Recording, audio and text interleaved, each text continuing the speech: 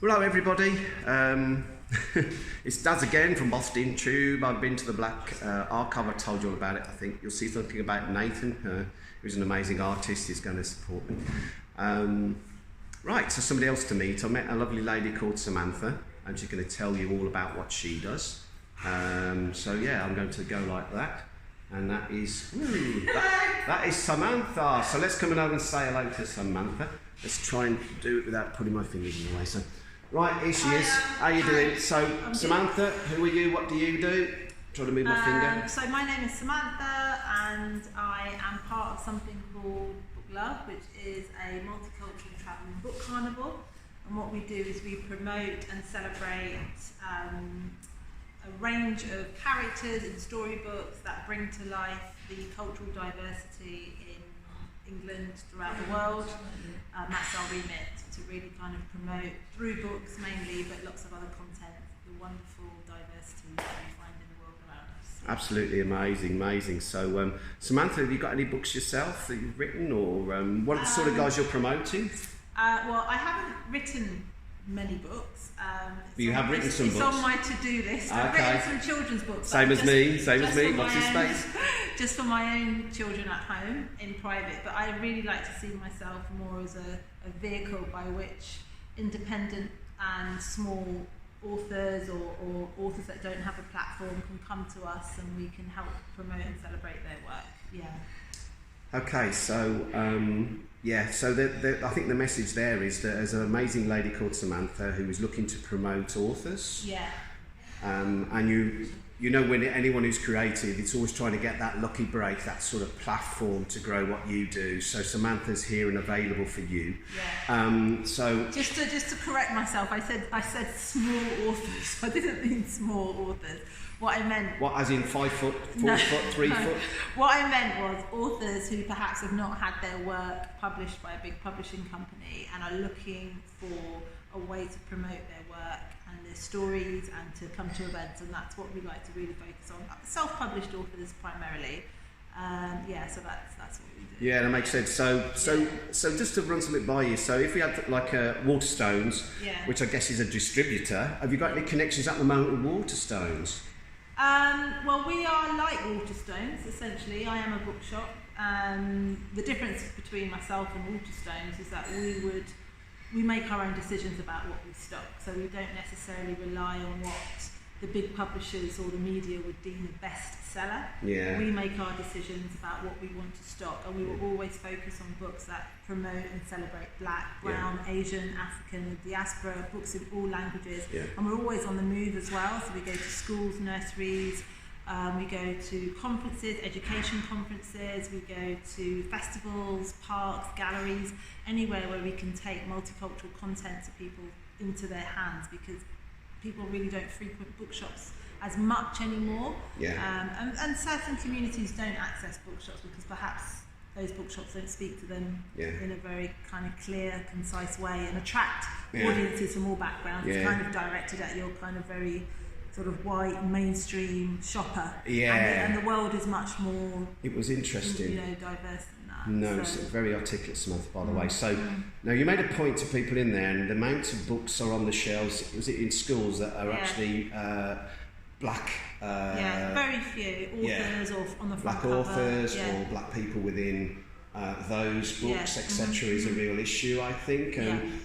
It's something that feel like, my 2 daughters, they do history, pumpkin and jet ski at school, of course. And again, they talk about world wars, they talk about Roman wars, but the Black history, I think, is off the curriculum. Correct me if I'm wrong. Is it around here it's on the curriculum? Well, or is it globally on the curriculum? I don't know. It's a very complex subject, and it's something that, you can go into a school with 1,000 books with Black people in them, but it's, will those books be used? Will they be sat in a box somewhere and never be pulled out? And the onus is on the teachers not alone, because the teachers are stretched, they're under-resourced, under-budgeted, their classrooms are too big, they're losing their TAs, they sometimes have to close school at half day because there's no budget to keep the school. So we can't put too much pressure on the teachers, but the onus is on some teachers, the authorities. Yeah, I mean, that's the next level up, but we've had teachers here today who say, look, we don't really use our curriculum. We use the framework, but we'll insert our own content to make it more relevant to the classroom. But that's on a particular type of teacher who perhaps has the time to do that.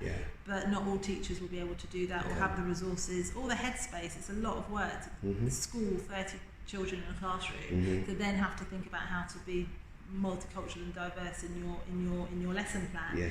It's a really complex subject, but if it were compulsory that certain subjects were covered on the curriculum, then perhaps that would make it easier. I mean, for instance, you mentioned ancient history, the Romans, whatnot, but you do have Benin, which is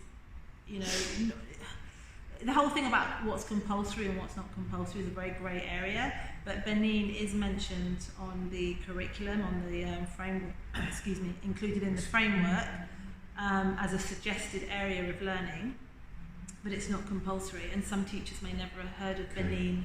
Benin was an ancient African civilization that... Clueless. So these are on the curriculum and they are there, but it's like, are the resources there, are the learning materials readily available? But it'd be great if more children came away from leaving school in Key Stage 2 and could tell you where Benin was, and that in Benin there were walls longer and thicker than the Great Walls of China, or the Benin bronzes are all located in the British Museum right now, which were bombed by the British. It's a very complex situation. It's like, who is deciding what is on the curriculum and what is learned, and it needs a big look at, really, a big kind of reassessment. Perfect. I can go on about this for ages. No. Edit this. I won't edit it. I'll leave it live. It's fine. So, how do people get in touch with you? And that's make it really clear. And then where's your base, and what can I put on Boston Tube, and where is Wally in UK? Okay, so you can find us on Instagram. This is booklove _ or on Twitter, this is booklove, or on our website, thisisbooklove.com. So with Twitter, Facebook, and Boston, the whole shebang. The whole thing, and we've got a bookshop as well online. Do you need a marketing bloke? I need a lot of help. We're also looking for volunteers. There you go, see the plug there, everyone? You heard that, you witnessed that. No, I'm joking. And a big shout out to the Black Cultural Archives, the whole team, Michael, Keith, Arika, fabulous team. Kelly, all of them for Delia's Cake, for Delia's Cake, and letting us come into the space and kind of just encouraging our creative freedom. Be beautiful. I mean, they're just back to me, so I've witnessed the thing that Samantha's put on with Nathan, and you'll see him on, I interviewed him, and he's just, it's the first one he's done, which is an incredible thing, because, as I say, kids, to me, children are just sponges, and the look on the kids' faces when they're looking at Nathan, and he's telling them about half and head and face, and, so all great. I'm going to have to get off, because my arms are dropping off. As well as, so there we go. We've got sort of you and wave bye-bye, and I'll wave bye-bye, and then I'll do a bit of this, which is something that's in here, that's in this amazing museum and function. And I'm just going to play it on this, and wish you a lovely and beautiful rest of the day. You're such a filmmaker, aren't you?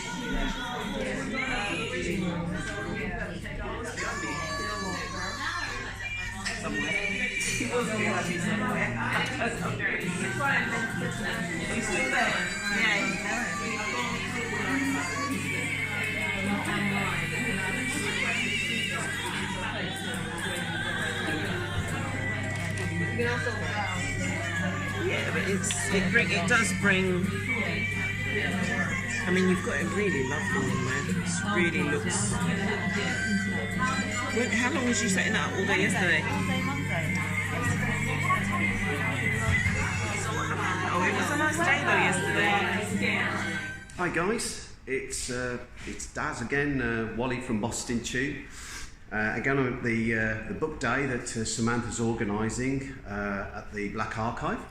I had the pleasure of meeting a fella called Michael, who talks and So he describes a character called John Blake, and I want you to meet him, and I'll do my best to film this properly. So here he is. Hey. Hi there. Hi, Phil. Hey, Michael. Hey, so say hi. So give us some background of who you are and what you do. My name is Michael Hujiri. I'm a retired executive from the mobile communications industry, and now, well, I like to say this, I graduated, my first degree was physics, 1974. My second degree was art history at the Open University, a fantastic institution, 2008. And now I'm a senior fellow in the Institute of Commonwealth Studies. And what I'm doing now is I'm living the dream in terms of I'm looking at the black presence in Renaissance Europe. That started with my work in the OU. And I'm here today at the Black Cultural Archive at a book event to present the character aspect. That's 4 or 5 years studying a guy called John Blank. Yeah, Here he is here. You can see him here. John Blank. He was the black trumpeter to the court of Henry VII, Henry VIII. He's the first person of African descent who we have an image, you've just seen, and a record. He's recorded in the court account being paid wages. You know, he was paid 8 pence a day.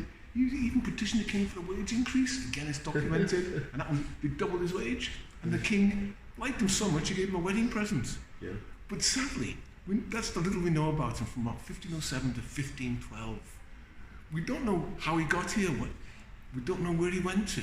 We just know that those few short years of his life here.